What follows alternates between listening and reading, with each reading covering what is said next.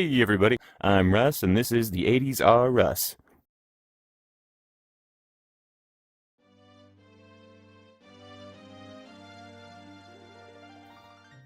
Alright, you guys, this is gonna be another fully improvised and unscripted one, and it shouldn't take up too much time. More of like a companion theory, and I'm only recording this because I feel like a lot of people have kind of been using the similarities between Echoes of Wisdom's map and A Link to the Past's map to justify placing it specifically after A Link to the Past on the timeline, in the Downfall timeline, and I'm going to cover quite a few brief topics regarding the map of Hyrule across several different Zelda games, all of which essentially amount to the same map of Hyrule, depending on how you look at it, but I'm specifically going to be pointing out all of the, to me, obvious reasons why Echoes of Wisdom has more evidence of being before A Link to the Past, as my original theory would place it.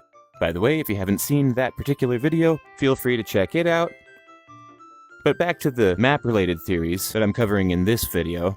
First of all, you may know this, but there are actually a fair number of little details that theoretically connect the map of Zelda 2 from the original NES and the map of Breath of the Wild / Tears of the Kingdom. And even though that's not the main focus of this particular theory that I'm covering in this video, it's still a fun detail, and that might sound crazy if you've played those games, but this is actually essentially canon according to Nintendo in the 90s. So check this out. The map from the first Zelda game on the NES actually exists within the significantly larger map from Zelda 2 on the NES, right down here in this little corner. See it? There it is. All the way back in 1991, no less. And you can call that an Easter egg, sure. But, I mean, it doesn't really get any more canon than being a map within a map of the same place. I mean, come on. If you're going to be flexible with any Easter egg, that'd be the one.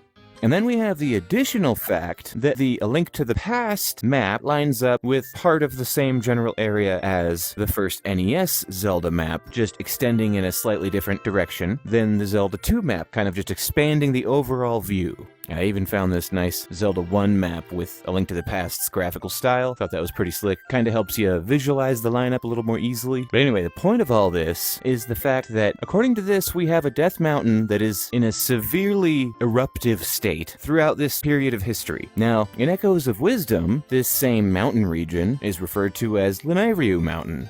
Lanayru? Anyway, it's a snowy place with yetis, not Death Mountain. It's not erupting, there aren't boulders falling all around. And while there is another mountainous region that resembles that, the Elden region over here, this mountain is snowy and totally inactive, safe enough for yetis. And this might not seem like a giant detail to you, and maybe it isn't. You know, maybe it's not actually that significant, maybe it just got real snowy and then got all erupty again. But it just seems like the amount of time it would take for that amount of change in a mountain region, it's pushing the timeline out farther and farther and farther apart. It seems like this is a state that the mountainous region would probably be in at a much earlier time in the overarching timeline. Is there a person right there? What's going on? And again, I realize this might not seem like that big of a detail. There are other details that actually kind of solidify my point a little bit better. One thing a lot of people like to note... Wait, is this a person? No. It's just a hole. Alright. Woo! But yeah, one thing people like to point out is the fact that some of the temples are actually ruins in Echoes of Wisdom, which apparently solidifies that this is the same exact structure that has gone into ruin. Well, frankly, I only see this one example of that specific scenario, and then in fact, almost a complete reverse example right over here, and frankly, the damage on this easily seems like it could be repaired. I mean, it's not like ruins have never been restored.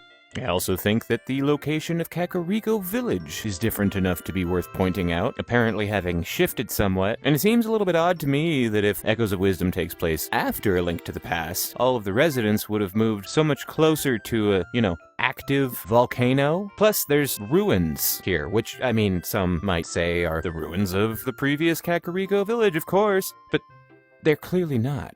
These are like stone ruins of some prior temple or Stonehenge-esque structure that, while long abandoned, has the potential to be the foundation for a new settlement, perhaps one moving further away from an active volcanic region, maybe a little closer to the kingdom where they might feel a little safer. It just makes a lot more logical sense to me if they were going to migrate one direction or the other. This is the one they'd go with. And on top of all of that, the goddesses are present, and it's very clear in most of their lore that they exited the realm of Hyrule after creating it, and they deal a lot with the creation of Hyrule lore in Echoes of Wisdom, so it just feels like it makes more sense to put it a little earlier in the timeline. Anyway, if you haven't already checked out my other videos on this, feel free to check those out. Feel free to like and subscribe, and thanks again for watching, and yeah, have a good one.